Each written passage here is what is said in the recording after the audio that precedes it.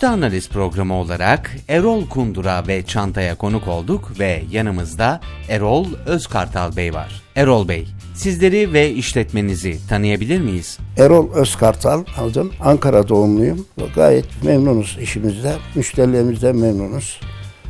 Sektörümüz iyidir. Biz de işimizi biliyoruz. Gayet güzel götürüyoruz. Hizmetimiz ayakkabıcılık sektörü. Ayakkabı benim küçük yaştan beri başladığım bir meslek. Severek ve işimi çok iyi bilerek yapıyorum. Ürünleri kendim seçiyorum bizzat. Modelleri kendim İtalya fuarlarına gidiyorum. Oradan getiriyorum modelleri. Burada gene en iyi malzemelerle tatbik ediyoruz. Bir de bizim atölyemiz var.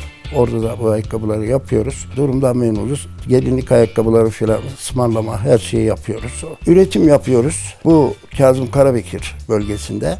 Satış yerimiz de şu anda burada.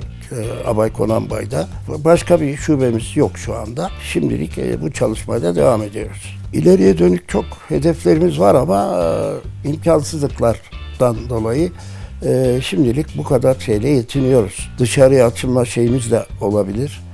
İmkanlar olduğu müddetçe. Diğer illerimizde de birkaç il var kafamızda. Oralarda açmak niyetindeyiz. Yani inşallah icraatımızdan yaptığımız kaliteden memnunuz. Müşterilerimiz de çok memnun.